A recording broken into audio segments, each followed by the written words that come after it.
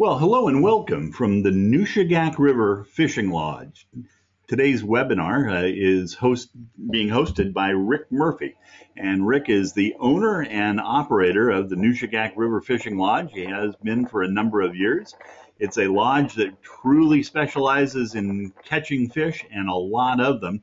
And that's one of the things that we're going to be talking with Rick about today is just the immensity, if you may, of how many fish are in his river and how the lodge is set up to help you not only hook fish and go fishing, but to catch a whole lot of fish. So, well, without further ado, I'd like to introduce you to Rick Murphy. And on the screen right now is a picture of Rick and his son Patrick with a moose that they've recently taken. And Rick, welcome. I'd like you to tell the audience a little bit more about yourself and a little bit more about the lodge. Well, hello everybody. My name is Rick Murphy. I've lived in Dillingham for 43 years. This is my son Patrick here. This is his second moose. Our first moose he got, I could tell by the bullet shot in the horn there. First year he told me Daddy took 4 or 5 shots, and next year it just took him 1 shot. So he's gotten 3 moose so far now. Wow, he's improving. That's good. Yeah, he started when he was 12. He got his first moose at 12. So we lived in Dillingham for 43 years. Yeah, I've been running all over the country around here and commercial fishing all my life, and I've been going up and down the river, and I seen all these tent camps everywhere, and I didn't see any 2x6 constructed buildings out there. So I thought there got to be a need for that on the river. It's a beautiful river. A lot of people come here to go fishing. We have a lot of fish. So our little tale started with a little cabin down in Portage Creek on some family property, and as soon as we build it, well, so other people wanted to have the property. So we just moved out of there and moved upriver by Ekwok here and found our little piece of heaven. And it started out with a little 24 by 32 foot building on the side of the river, and we built it into what it is today. It's like 15 years later, 20 years later here. And, wow, that's amazing. It looks like a wonderful place, Rick. We're looking forward to hearing more about it. One of the things that I've been truly amazed with, and you had mentioned when I was talking with you before this webinar that, Ted, you used the word amazing a lot. Well, there's not many other words that really explain the river and the fishery that you have around there. I was certainly amazed to hear that that Bristol Bay area is considered the salmon capital of the world. Now, you not only fish there, but you commercial fish there, don't you, Rick? Since I've been 15, yes, I have. And now I got my own boat, and I had a permit, but I had to sell it to get that lodge going, and so now I just get friends with permits. But yeah, there's 40 to 50 million sockeye coming this year to Bristol Bay. They have a new TV show out. It's Battle on the Bay. You see the 1,800 boats out there trying to catch those 30 million fish in 30 days. It's pretty wild. It's a good place to grow up. Yeah, well, I'll bet so. And as we talk here, you know, one of the things that you've stressed over and over, when people come to the Nushagak, they're not only coming to fish, they're coming to catch. There's a difference between fishing and catching, yes. Very good. Now, real quick, how far away from the bay is Nushagak River Fishing Lodge? It's about 70 miles up the river, but we're still catching chrome fish with sea lice on them. It's only a 2-day swim for the silvers and about the same for the kings, maybe one more, maybe 3 days. Right. I'll be darned. Okay, well that makes sense. And when people come to your lodge, there's a lot of lodges now in Alaska that are kind of retooling, and they're becoming more like a destination resort because the fisheries have dropped off in many of the areas. And so they're doing a lot of glacier tours and wildlife viewings and that sort of thing. And of course, that's part of the Alaskan experience. But when people come to your lodge, they're coming to catch fish, are they not? They're coming to catch fish and in remote Alaska where there's not a lot of people. I mean, we're not when we get out of the boat and fish on the sandbar for the day, we're the only people there. Nobody else is going to be stopping by.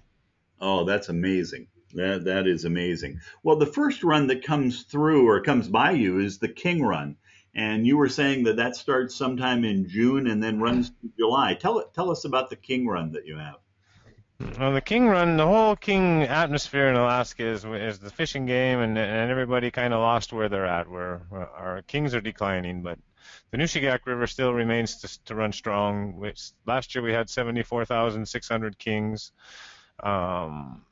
But they came a little early. I mean, we didn't have no snow the last 2 years in Alaska, and it seems to me like, and the fish counter will show you that I have on my website there, that the fish are coming a little earlier now. Uh-huh. And it's a big deal for salmon. I mean, I've been fishing them for 30, 40 years in the bay, and they don't come 2, 3 days early. That's a big deal. And now they're coming 10 days or more early. So we Wow. don't know what'll happen, but we think they're still coming. But I'm not booking people in July like I used to for kings because I don't think they're going to be there this year. So we're Right. just booking only a couple of weeks, 3 slots for kings, maybe four, Hmm. starting out on the 15th of June. We usually open on the 20th, but I think we're going to open the 15th this year. I know we are, and then we're going to after the 5th of July. I'm telling people that we'll probably catch some kings. We're going to be catching some sockeye and some chum. We had over 500,000 sockeye in the river last year and 400 and some thousand chum. So there's still plenty of fish to catch. Wow. Now, how many fish can people keep then when they're fishing for kings this year? For kings, the normal record or the normal regulations are 5 a year in the state of Alaska, four of them which can be kept on the Nushagak River. So four per the year, Wow, over that 20 says inches. something for the Five. Nushagak, does it not? I mean, just how big the fishery is. The fishery's pretty big. I mean, we get a lot of kings. Yeah, I mean, 76,000, 74,000 we got last year. That's a small run. We used to get 250,000 or better every year, so we used to get a lot of kings. And hopefully it's going to be coming back that way. I mean, they don't catch that many commercially anymore. So, and we used to start fishing June 1st when I was a kid growing up, and for kings in the fishing fleet. But Uh-huh. nowadays they don't even target a king opener hardly at all anymore. So they mostly are bycatch in the red salmon season. So I don't think the fishermen are catching really too many that they're hurting the fishery. I think something else is going on with them. Yeah. Now, how many fish should people expect to be able to catch a day when they're there at the peak of the season? And how big are they there in the Nushagak? Well, I'd say you're going to catch 10 to 15 a day per person in the boats, and I'd say they average 22 and a half pounds, and the big ones are 50 pounds. We've only caught a couple of 50 pounders, but it seems like we catch the 40 pounders every year. Wow, wow, that's tremendous. Well, let's then go on and talk a little about the silver salmon. And of course, they start showing up in July and they run into August or maybe even through August. And this is a big, big fishery for you, is it not? Yeah, this is where we catch a lot of fish. We get most of our clients for silver fishing. It's for the last 15 years, it's been pretty phenomenal with 100 fish days, a lot of 100 fish days, and now we're down to where we're catching like 30, 40 fish a day per person. Fly Yeah, rod, spin rod, eggs from the beach, from the boat. Doesn't really matter which way you're fishing for them. There's so many fish. We that. had over 500,000 in the river last year. So you're saying most fishermen will catch 30 to 40 silvers. Now that's a day, not per trip, right? Every day. Wow, that's incredible. And I know that this year you've even implemented a guarantee. Is that right? We guarantee you from August 9th to August 24th that you will catch at least 50 silver salmon or we'll give half of your money back. And I don't Wow, think anybody guarees that in the whole fishing industry that I've ever heard of. I've never heard of such a thing. So how many trips are you planning to reimburse them 50% on? None. I mean, most of that time's already been booked up from my repeat clients, and they didn't even get a guarantee. They didn't even ask for one. Right, right. Wow. But of course, I mean, if you're catching 30 to 40 fish a day during that time of year, I mean, you're going to be catching, what is it, for a 5 day trip? That's 200 fish. That's amazing. That's pretty good.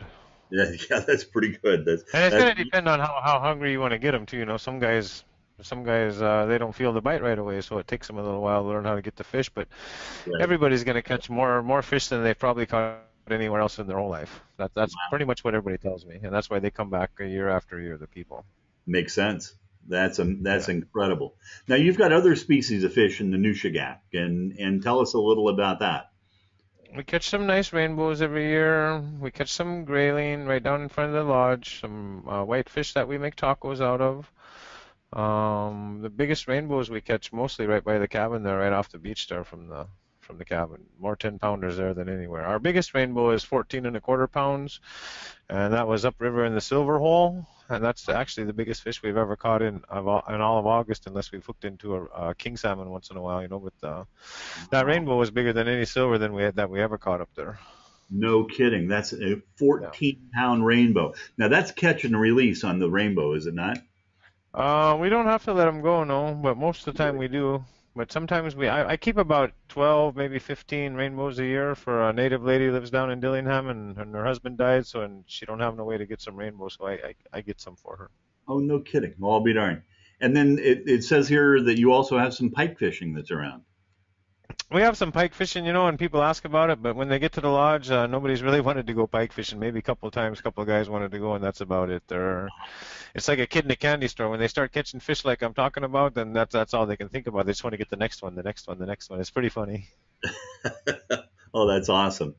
So, and the other thing that I was amazed at during silver season over the last 15 years, you proudly have told me that everybody goes home with at least 100 pounds of salmon fillets, if they want to take that much.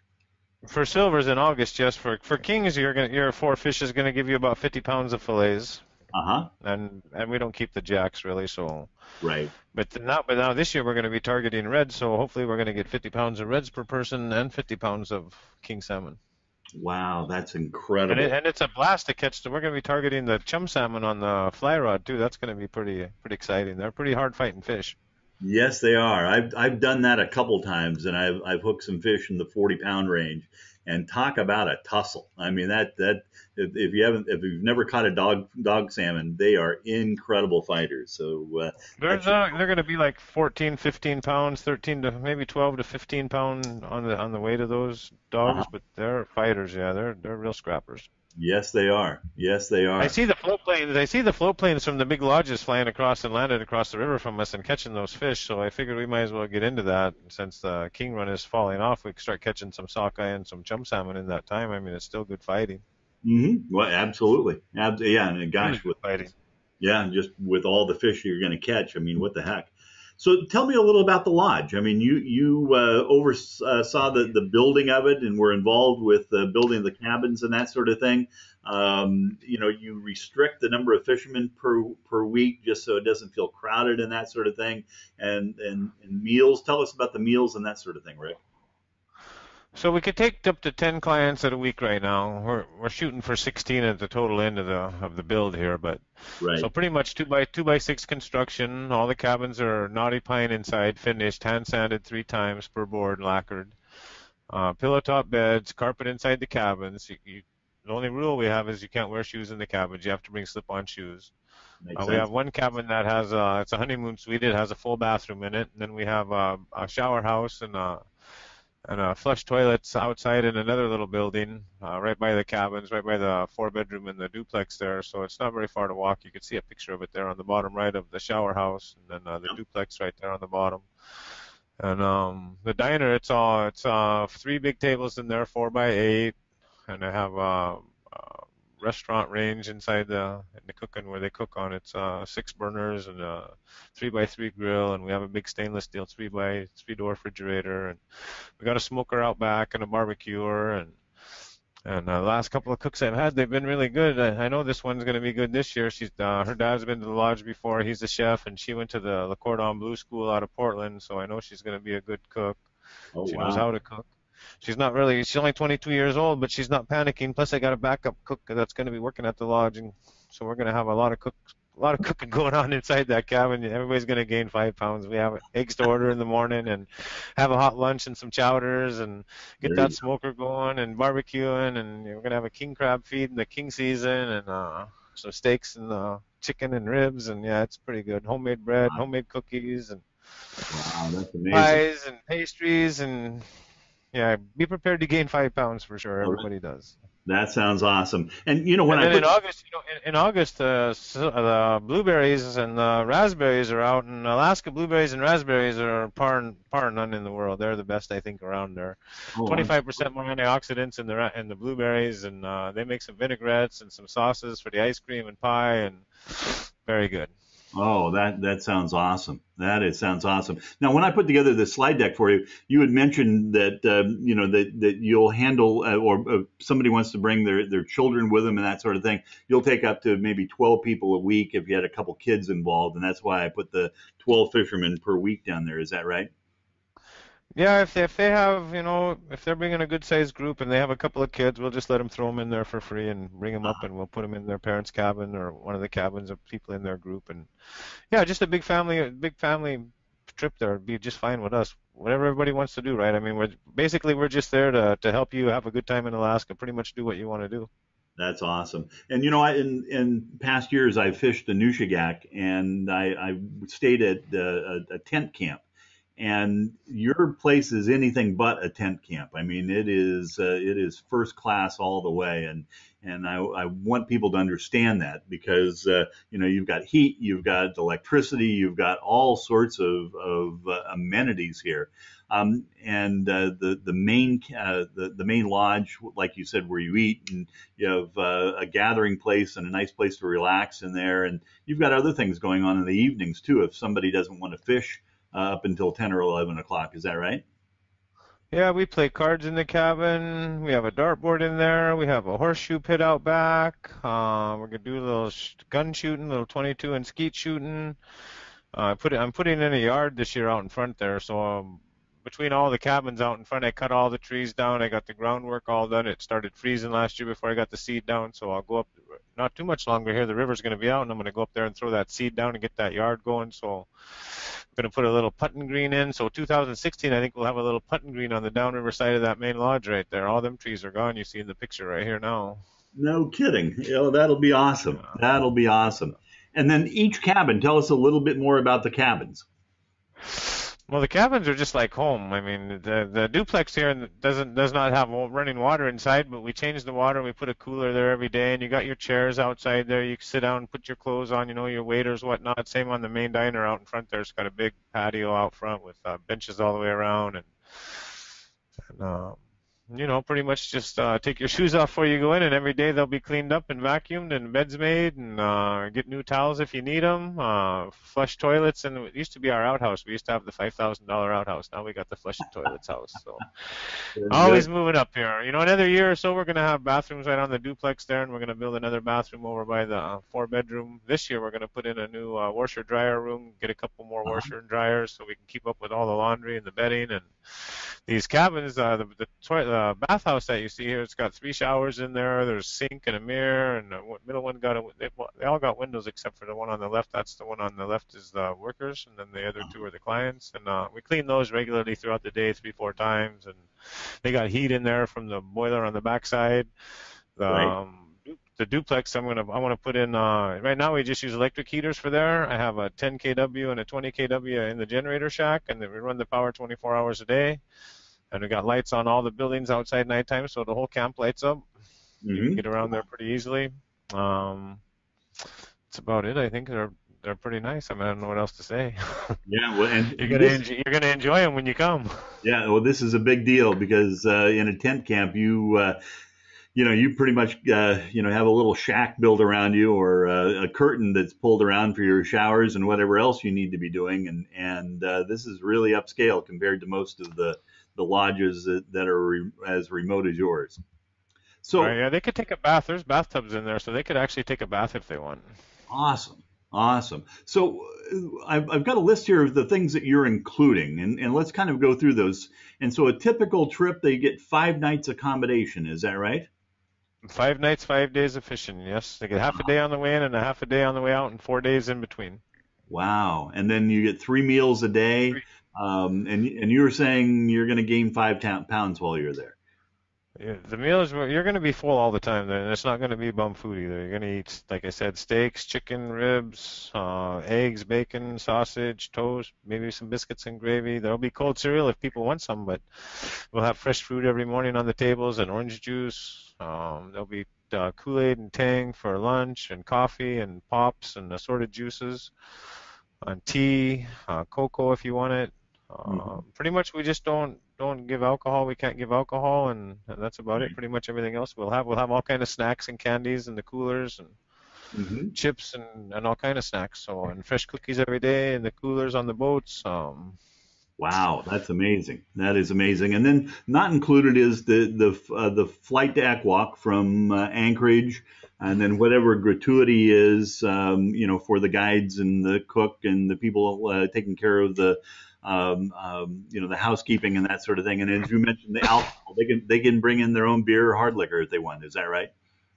Yeah, I suggest that you get that in Anchorage. It's a lot cheaper than over here in Bush, Alaska. That's for sure. Right, right. And what does it cost to go get from Anchorage to Equok then, Rick? $620 round trip. You get to Hmm. bring 50 pounds of baggage for free. Then it costs $1.20 a pound for extra freight on the way to Equok, and it's 80 cents a pound on the way back to Anchorage from Equok. So if you take home 100 pounds of fish, he'll charge you $80 to bring those two 50-pound boxes into Anchorage, and then Got you it. get your 50 pounds of free baggage with you. So Right. Okay. Well, that's very reasonable. And the price of the regular price of a trip is $4,200. Is that right? $4,200 posted on the website. Yes. Wow, that's awesome. And we're going to talk about some specials that you have going, and let's get into, I guess, the calendar of the fish runs. And can you explain a little bit of what this calendar is, Rick? Well, it's just kind of a rough draft of the average years put together is what it looks like to me. So Kings this year, like I say, the second week, middle of the second week to the fourth, end of the fourth week is pretty much targeting Kings, and then the first, second, and third in July, the first 3 weeks there will be. We don't know what the Kings will be. Might be lots, might not be very many, but there will be lots of reds and lots of chum in there at that time. Mhm. And the sockeye, they're going to run around the 24th of June, so maybe third week of June to the second week of July, to the end of the second week, and a little more after that. The chum salmon are going to be pretty much on with the sockeye, and the pinks. We don't worry about them. They don't get in our way, and we don't really try to catch them, so we don't care if they come or not. Right. The silvers, they're going to come in about the middle of July, and they're going to run strong all the way through August and into September sometime. Hmm. And that's the big one. That's where we're going to catch a lot of fish right there. And then rainbows, I think the rainbows you can catch anytime, anywhere, right? You find the big rainbow where you find them. So Yeah. you could find them 1st of June all the way through the end of September, August, September, November, and even in December with ice fishing. They're there all the time. So. No kidding. Grayling pretty much there all year. Pike and whitefish they're there all year. We get a couple 2-3 pound whitefish down at the fish cleaning table there. So Really? I don't know if it's a fish cleaning table or a fish baiting station. I'm not sure. One of But the it, two. but it works well for both. And you say the whitefish make a good taco. Whitefish is good. Yeah, they're good tasting fish. White Really? meat. Awesome. So now the Kings, you blocked out these particular weeks, and of course June is the hot month for Kings, and then we really don't know what's getting into July. But what we have here is the 5 day trips, like from June 15th to June 20th, and then that column off to the right shows how many people that are still available, or how many spots you still have available for that week. And so for that first week in June, right now you have 10 spots left. Is that right? And then you get into the second week of June, or the 20th and 25th, you've got only 2 spots for that week. The third week is filled, and people can read through here. Am I reading that right? Yes. Okay. Well, we got some guys on the 15th to the 20th. I'm just not sure what's happening yet. We got some guys coming up to write some articles about us, and we got some clients that are wanting to come on that week right now. So I'm not. There might be 5 spots left right there right now. I'm not Got it. sure. Okay. And then the red on here denotes in the month of July kind of this transition period between, when the Kings are there and when the Silvers are there. It looks like you've got quite a few openings. And in those last 2 weeks in July, you're even throwing in an extra day. And if you look down below, everything in July is only what, $3,000 for the trip. From the 5th to the 27th. Yeah. Yeah. And But I but think there'll be some good fishing in there, and we're not really sure on the King. So if somebody wants to come the 5th to the 10th, at $3,000, that's going to be a really good deal. Usually we just close the lodge down and I go commercial fishing uh-huh. around the 5th of July. But this year the guides are going to stay all year. I'm going to have somebody up there so like July 5th, I'm going to go out on this year and get on the power boat, and I'll have some people that'll run the lodge for me for a couple of 2-3 weeks there while I'm out on the boat. Okay. Okay. Well, But the boat will go out like June 20th, June 15th or so. June 10th, the boat will start fishing. So uh-huh. we Wow. might make some money commercial fishing too. There you go. There you go. Well, I've had some of my best fishing in Alaska in the month of July. You just don't know what you're going to catch, do you? I mean, it's kind of fun. You show up somewhere and you might catch a bunch of kings, you might catch a bunch of silvers. Of course, the sockeye are around. There's all sorts of things that you can still fish for. And like you were saying, it's Alaska. I mean, you're going to catch fish. You just during this month, you really don't know exactly what you're going to be catching. Well, I know we're going to catch. We're hopefully going to catch some kings on that from the let's say 5th of July to the 15th. We're definitely hopefully catch some kings in there, and we're definitely going to catch reds and chum in there, and some rainbows and some grayling. They're there all the time, the rainbow and grayling. So, Uh-huh. and the sockeye will be in pretty thick until the 15th. They should be, along Right. with the chum salmon. The chum salmon we could even catch up until the end of July. And Wow. these are Nushagak fish. So these chum and red salmon, they're going to the Wood Tick Chick State Park on the Tick Chick side, so they're going to be the 8-9 pounders for the red salmon. They're going to be the big reds Oh, wow. No for our kidding. area, for Bristol Bay anyway. I think the Nushagak River gets the biggest reds, but they don't get the biggest volume of fish, but they get the biggest ones. Right. And Right. that's up the Nushagak, yeah. Okay. Okay. And very good. And then you've got an extra day, of course, the last 2 weeks in July. And that's still for that $3,000 prize, right?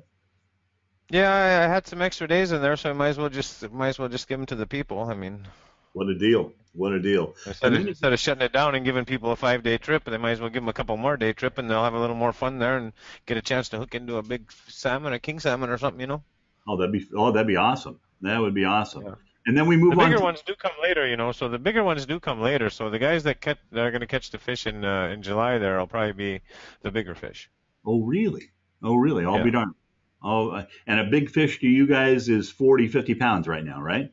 And I would say over 30 pounds, over 35 pounds I'm Ah, going to call that a big fish. They're pretty hard scrappers, but 40 pounds is definitely going to be, you're going to feel your arms on that one. oh, I'll bet you are. Well, He's going to fight. He's going to want to stay down the bottom.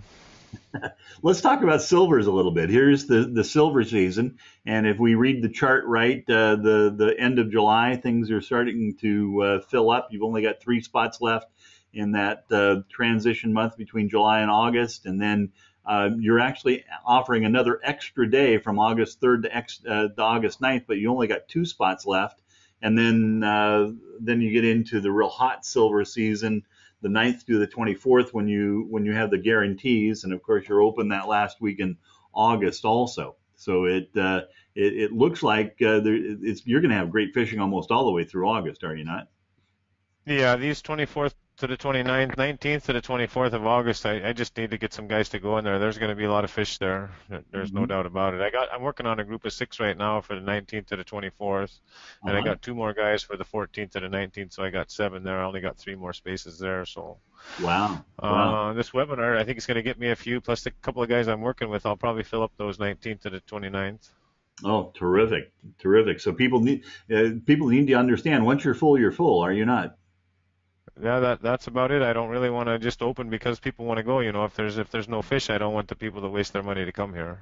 Yeah. If Make there's make no fish, you know, I'd feel really bad if someone spent a lot of money and came up here if I told them there was going to be a lot of fish and then there was none. I really don't like to operate that way. I don't Yeah, do that. and then unfortunately, I've heard of those sort of things happening at other types of lodges where you're promised a species of fish that maybe doesn't exist or in that particular area, or you go up when there is no fish, and that's not a whole lot of fun. But No, but it's true though. I've had my own clients have been to other places and tell me the horror stories, and I know it's a tough gig to go into the shows in the wintertime because a lot of people get lied to. So, but yep, I always tell everybody is call fishing game in the area that you're planning on going to and get the information from the horse's mouth, and because you can't yep. trust everybody out there. That's so true. That's so true. Yeah. Well, part of this webinar is you're giving away a couple free fishing trips this year from people that had showed up at the Sportsman Show and signed up and that sort of thing. And so, are we ready to announce who they are? Yes. Awesome. Well, let's take a look. We've got Bill Oakes of Sacramento, California, and then also Jerry Seiler, and Jerry's from Texas. Jerry already knows he's won the trip, but what's Jerry done with his trip, Rick? He couldn't make it this year. He already had a trip planned for somewhere else, so he asked if he could give it away to a fundraiser, and I told him that'd be fine with me. He won it fair and square, so he could do with it what he pleases. Awesome. Awesome. Well, that we thank Jerry for that, and thank you obviously for that also. That's going to be quite a trip for Bill, and just a really nice gesture from you and Jerry on that. Lastly, I'm going to bring up a gentleman by the name of John. And can you tell us the story on John real quick? Because it's an enlightening story, but it's kind of sad also. Well, John's been fishing with us for a few years. Him and his friends from Minnesota, and they're all lawyers, and we just had a good time hanging out with John and catching a lot of fish. And he's got some stories to tell for sure, as does Glenn and John Draws. They're his buddies, and they brought a couple of guys from the Midwest, some farmers up this year, and then showed them what they were talking about catching fish, and everybody had a really good time. And then John there, he got back home there and had some brain cancer, and Oh, he's no longer with us now, so I'm gonna miss him. He was a oh, good guy. I had a lot of fun with him. absolutely. Well, let's listen to it. We got just a couple minute video of John, and John just looks like a character. Have appreciated watching this video and setting this up. So without further ado, there it is. All right, John. How long you been coming here for?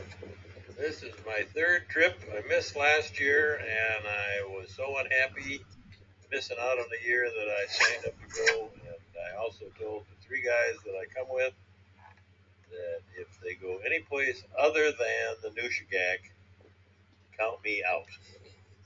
How's the fishing been previous years? It's about the same each year, which is terrific. Really good luck on silvers, which I think are really, really fun. I used to think northern pike were the most fun fish to catch. Changed my mind. Silvers are the most fun. Will you be back next year? God willing, when you're an old fossil, you can't be too sure. And there are some people in our party that are old, feeble, old farts like me. And then there are others whose wives are going to put them on a short leash. Then, of course, you got to worry about finding a fine guide like Justin, who looks the other way when we screw up. And even though I'm such a nice guy, he cut my line twice today for this klutz that Oh, I'm sure glad he got interviewed first. I had a romantic relationship with a weight, and he cut it off. But I figure the reason he did that was he thought this young guy would be coming back for years. I'd be up here to have my ashes spread. That's all I can say about this. I'll turn it over to the more knowledgeable folks from Iowa. Thanks, John. Well, and we thank John also. Like you were saying, Rick, what a great guy, and looks like he was full of stories. But Rick, thank you so much for spending time with us today and sharing with us just this little piece of heaven that you've built out. On the screen, we have telephone numbers where people can reach you. You have an 800 number and then the Alaska number there. Do you have any parting comments before we go? well, in the last 20 years, I've never sent no one home on the plane that didn't want to come back. That is that's a tribute to you. That is a tribute to you. Well, Rick, thank you so much. We appreciate the chance to hear from you again today. Those of you that are on the line, if you're wanting to get up to the Nushagak and to this most incredible, and I'll use the word amazing fishery, give Rick a call, and I'm sure he can work you in where he has a spot available. And I'm sure that once in a lifetime trip will probably end up being many once in a lifetime trips. So again, Rick, we thank you so much, and looking forward to talking to you again. Okay, I want to thank everybody for watching the webinar, and hope to see you soon. Well, take good care of you, and we'll catch a lot of fish and tell some stories. There you go.